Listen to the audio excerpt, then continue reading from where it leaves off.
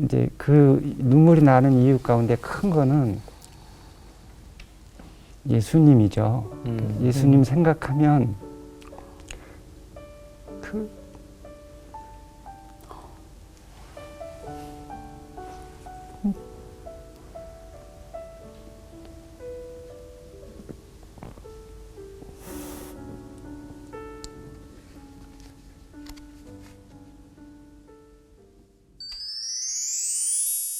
목사님 인생에 있어서 이 가난이라는 단어를 빼놓고는 이야기할 수 없다라고 네. 인터뷰를 해주셨어요. 네. 어떤 어린 시절을 보내셨나요? 예. 저는 그 고향이 전북 순창인데 네. 전기도 들어오지 않는 완전 둠의 산골이었던 것 같아요. 네. 그런데 이제 저희 부모님과 6남매가 살고 있었는데 예. 아마 부모님이 그곳에 더 이상 있어서는 이제 미래가 없다라고 네. 생각을 하셨던 것 같아요. 예. 그래서 6남매가 부모님이랑 보침 하나씩 들고 네. 무작정 상경을 했어요. 예. 한동안 한 1년인가 이렇게 남짓 살았는데 네. 그 판잣집이 철거를 당하게 됐어요. 아이고. 네. 아마 거기 무슨 도시 개발이 되는지 예. 큰 건물이 들어서는지 예. 정확하게는 잘 모르겠는데 그래서 네.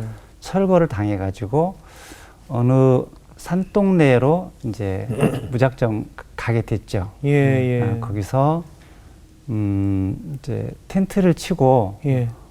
부모님하고 같이 사는데 그때 이제 겨울이 됐던 것 같아요. 그 텐트를 치는 상황 속에서. 네. 근데 텐트 안에서 이제 쌀가마니라고 하나요? 막 그런 것들 거적대기 같은 거 이렇게 깔고 부모님은 주무셨는데 저와 동생들은 너무 어려서 네. 거기서 이제 잘 수가 없어서 예. 주변에 있는 남의 집에서 이렇게 밤에만 가서 쪽잠 자고 이렇게 나왔던 기억이 나요.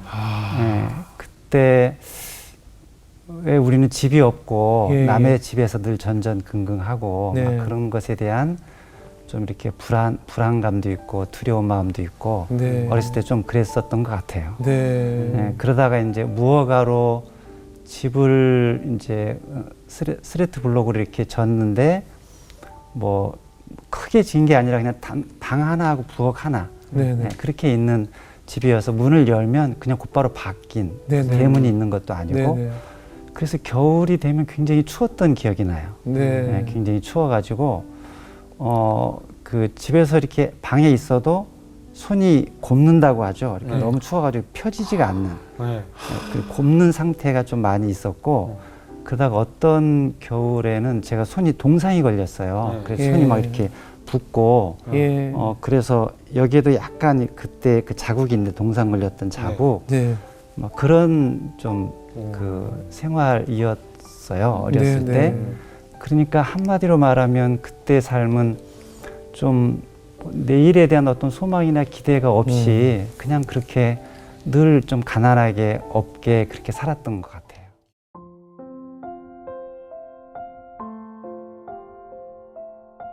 강남에서 부목사로 계시다가 지금은 현재 전주에서 목회하고 계신 거죠? 예. 어떤 곳인가요?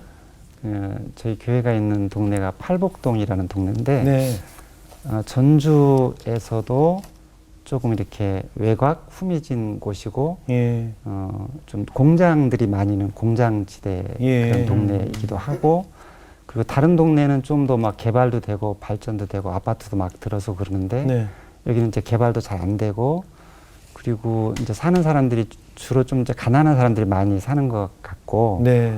그러다 보니까 이제 장애인들도 좀 많고 예. 어려운 사람들이 좀 주로 많이 있는 것 같아요. 예. 이제 그런 교회 저희 교회가 있다 보니까 물론 외부에서 다른 동네에서 사시는 분들도 많이 교회 나오지만 교회가 이제 그런 동네에 있다 보니까 그 동네에서 오시는 분들 중에 좀 가난하고 어렵고 힘든 사람들도 좀 많이 나오는 그런 곳이고 그런 교회. 네. 예. 하나님께서 그곳으로 목사님을 부르신 특별한 이유 한번 생각해 보셨어요? 처음에는 잘 몰랐죠. 네네. 왜 이곳으로 나를 하나님께서 보내셨을까.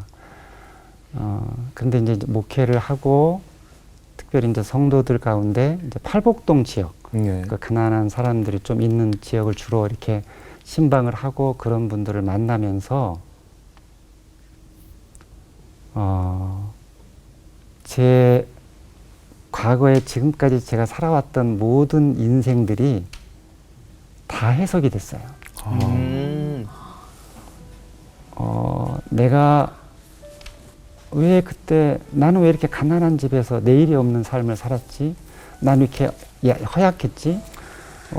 내 주변에 왜 이렇게 그 힘 있는 사람도 없고 늘 그랬지? 그리고 중간에 제가 또 폐결핵 늑막염도 좀 앓고 몇 년 동안 고생도 했었고 예.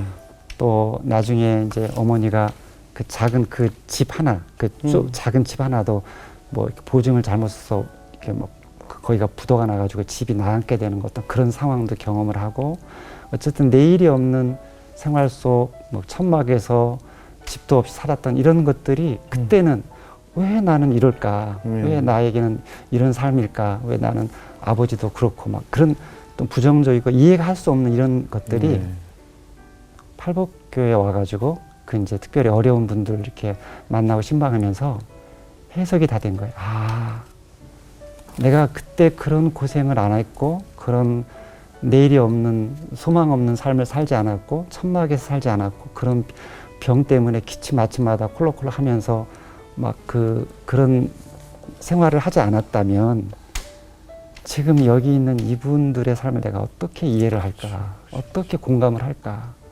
근데 공감이 되는 거예요. 이분들의 삶이, 이분들의 마음이 얼마나 힘든지, 얼마나 어려운지, 얼마나 아픈지가 가슴속으로 정말 느껴지는 거예요. 그래서 그때 그게 정말 필수였구나. 내가 그런 삶을 살았어야 되는구나. 하나님의 디자인이었구나. 그때는 때로는 원망도 하고 불평도 막 그랬는데 나의 삶에 그게 필수였구나. 하나님 나를 이곳에서 이 교회에서 목회하게 하시려고 그런 일들을 겪게 하셨구나. 그러니까 그 하나하나가 너무나 소중한 거예요. 그때 막 답답하게 여기고 괴롭고 하기 힘들었던 것들이 다 뜻이 있고 목적이 있었구나. 하나님의 디자인 안에서는 버릴 것이 없고 뭐 언젠가 빛을 발할 때가 있구나. 이런 생각이 들면서 그래서 이제 어려움 속에 있는 내일이 없는 삶을 살아가는 사람에 대한 축복하는 마음이 생기는 거예요. 뭔가 뜻이 있을 것이다. 지금은 모르지만 언젠가 이것이 빛을 발할 날이 있고 정말 멋있게 해석될 날이 있을 거다. 그런 마음으로 격려하고 정말 가슴으로 축복하고 그렇게 되는 것 같아요. 그 팔복동에 성도님들 한 분 한 분 직접 만나 뵙고 신방도 다니시고 하실 텐데 직접 만나 뵈니까 어떻던가요? 그 신방할 때 그 하셨던 어떤 그 성도의 말이 생각이 나요. 이제 신방을 해서 이제 들어갔는데 막 어쩔 줄을 몰라 하시면서 목사님 같은 분이 우리가 이런 누추한 곳에 오셔서 어떻게 하냐고 이런 표현을 하시는 거예요. 근데 그 표현이 제 가슴속에 막 박혔어요. 목사님 같은 분이 이런 누추한 곳에 오시다니. 근데 제 마음속에 아닌데 나도 똑같은 사람이고 나도 성도님이나 집사님이나 같은 마음인데 내가 서울 강남에서 왔다고 뭐 양복 이렇게 깨끗하게 말끔하게 입고 있으니까 너무 이렇게 차이가 나는 사람인 것처럼 이렇게 뭐 느꼈을 수도 있잖아요. 근데 그게 아니라고. 사실은 나도 그런 속에 있었고 저도 그런 어려움 속에 있다고 그런 이제 마음들을 조금씩 이렇게 보이고 함께 나눌 때 그래도 그게 위로가 됐던 것 같아요. 너무 멀게만 느껴지고 다른 분인 줄 알았는데 사실은 같은 상황 속에서 있었다는 것이 그래도 그분들에게 좀 위로가 되고 공감이 됐던 것 같아요. 근데 지금 말씀하시는 중에 정확하게 한 7번 정도 울컥하셨거든요. 눈물이 많으신 것 같아요. 그래서 저도 순간순간적으로 이걸 드려 말어 이렇게 막 고민을 많이 했는데 이 정도면은 목회하실 때도 눈물을 많이 흘리실 것 같아요. 이제 그 눈물이 나는 이유 가운데 큰 거는 예수님이죠. 예수님 생각하면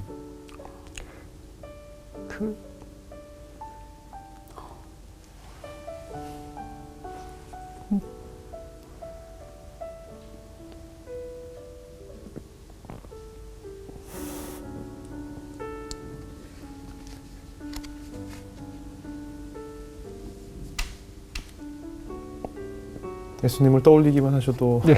눈물이 나시나 봐요. 그 존귀하신 분이 사람이 되시고 그 가난한 자가 되시고 십자가에서 그 십자가의 길을 걸어가시는 그게 제가 전주 팔복교회 와서 목회하기 전까지는 잘 몰랐어요. 그냥 머리로만 알고 네. 가슴으로 이렇게 와닿지 않았는데 이곳에서 이제 목회를 하면서 예수님이 너무나 고맙고 그 예수님 사랑이 십자가 사랑이 정말 가슴속에 절절하게 스며지는 거예요. 순간순간. 그리고 또 한 가지는 그 엄청난 사랑과 은혜를 내가 받고 사는데 그 예수님의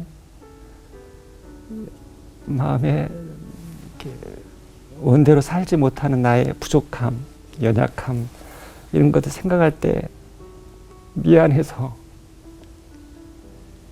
죄송해서 그래서 눈물이 날 때가 참 많이 있고요. 네. 그리고 이제 성도들 생각할 때도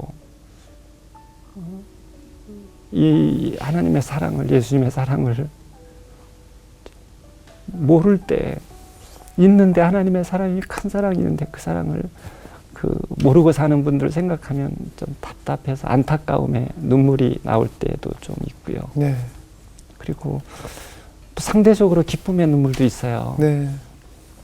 언젠가 한번 제가 예배 드릴 때 정말 가슴속에 기쁨에 찬 감격의 눈물이 나온 때가 있었는데 네. 지금 과거에는 코로나 생기기 전에는 자유롭게 이렇게 예배 네네. 드리고 막 그랬잖아요. 지금은 자유롭게 네네. 못하지만